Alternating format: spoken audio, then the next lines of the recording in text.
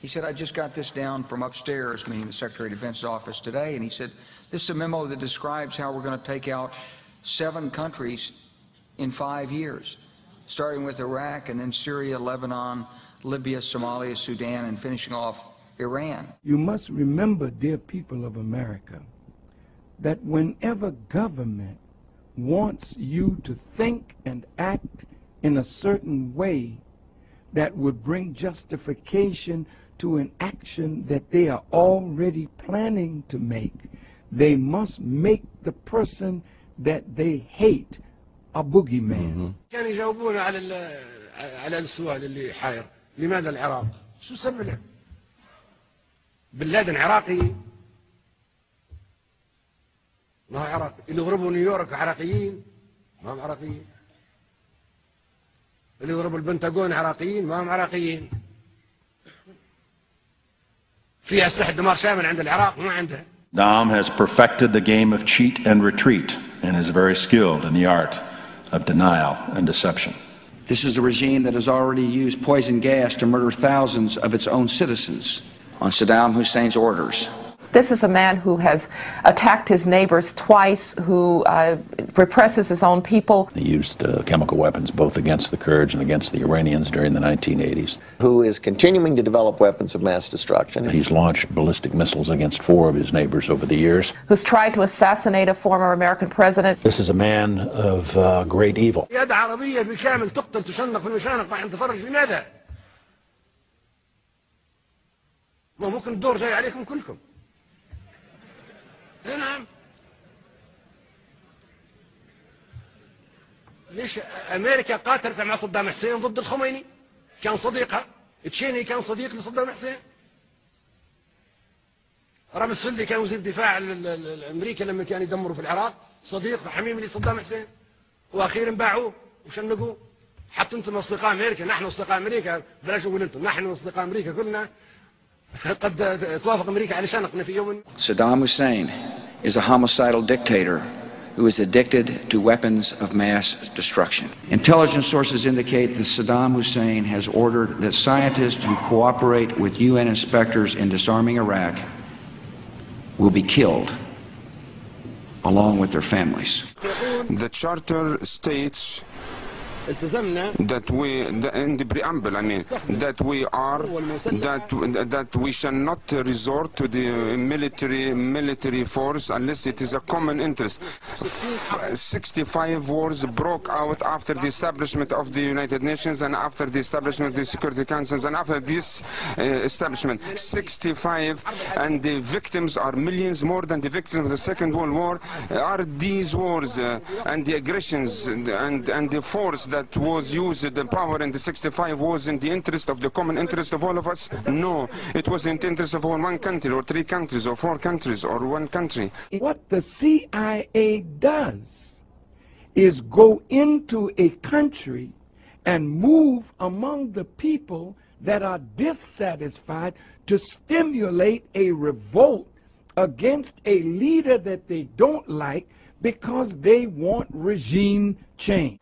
It will become anti-Western again if the West's hand is seen to be meddling. And there are already indications of that. Look at the British having sent an SAS team and MI6 agents into Libya. David Cameron has been accused by some people within the government of trying to orchestrate regime change across the Arab world. Is this something that you agree with? Of course. With France. Of course. It's very obvious. It's very obvious. Has Gaddafi used the oil money to build Libya? Yes. Did Gaddafi use oil money and discover water under the Sahara Desert and brought that water to the surface and brought water from Benghazi all the way to the border almost of Tunisia? Did he impose farming in the desert so that they could feed their own people? Yes. Are there billions of dollars that he's spending building homes, building apartments for his people? Yes. So something is under this. And so when America, England, France, 3 imperialist powers want to destabilize that country is it that you're so concerned? You are hearing rumors, false reports. Please take your camera tomorrow morning, even this night. Go to every city in Libya. Everything is calm. Everything is peaceful. The point is there is a big gap between reality and the media reports. So is the unbalanced nature of the coverage. Rather than being impartial observers, some networks stop short of directing the protesters. But here, the Al Jazeera crew is warming up the crowd in time for their next live report. Footage we see on American and British channels looks fake. They create an illusion of military action. Where are the aircraft? Where are the bomb raids? Where is the destruction and casualties we hear so much about? If all that is true, evidence should now be on the table of the Security Council. On both sides, the army and police on one, the insurgents on the other, only 150 to 200 people were killed. But it's claimed there were thousands. An attack on Muammar Gaddafi is an attack on Libya itself. It is treason. There is no uprising in the east, only a criminal enterprise by a few hundred gangsters. They are mystified that the United Nations cannot see that. There's a constant refrain in this crowd. The people are happy, but Al Jazeera knows nothing.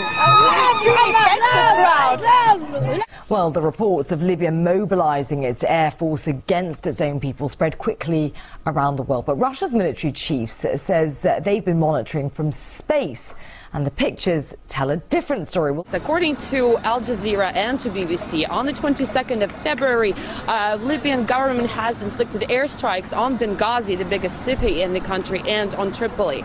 And according to Russia's military, they have not registered any of those airstrikes. According to them, the pictures show that nothing of that sort has been going on the ground.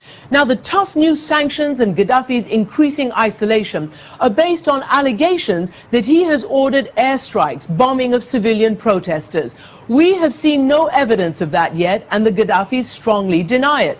Are there any conditions under which you would support foreign military intervention in Libya? Facts, that's all. Only facts on the table of the UN Security Council saying that weapons were used against peaceful civilians in Libya. You know, we told them, the British and the French, we did challenge them. We told them, send fact-finding mission to Libya. The thing is, we don't have any facts. We have reports from the BBC, CNN, and other media featuring some machine gunner firing his machine gun in the air. At the same time, we don't see any aircraft attacking. Instead, we see people applauding the gunner for looking so cool. If there were a real aircraft attack in progress, they wouldn't be applauding. The U.S. has reportedly asked Saudi Arabia if it can supply weapons to the rebels in Benghazi. The Saudis have been told that opponents of Gaddafi need anti-tank rockets, mortars, and ground-to-air missiles to shoot down Gaddafi's fighter bombers. We say we're concerned about things happening in Libya. Please note the following. The North African cell of Al-Qaeda is also concerned about what's happening in Libya. Do you think that's a coincidence? Americans themselves have estimated that Libya, especially the eastern part of the country, which is where the rebels have reportedly gained control, is home to a large number of jihadists. They make up a fifth of world's jihadists. It's enough to say that one of the rebel leaders in northeast Benghazi was once Osama bin Laden's personal driver. The question here is whether the U.S. is going to end up putting weapons in the hands of radicals and destabilizing the region even more. Anti-Gaddafi rebels are growing more confident and are now focusing on capturing Tripoli. With God's will, we will win. We're going out today for this tyrant and Zionist. With God's will, it will be his last day. This man has been investing in African development. This man has been moving throughout Africa. This man has friends all over the world. He may not be your friend, but if you take him out and kill him like he's some rotten fella that wants to kill his own people, what did you do in Waco? What did you do when your people rose up? Did you talk them out of it? No, they had weapons, you bombed them. What did you do in Philadelphia with the movement? Did you talk them out of their home or did you bomb them?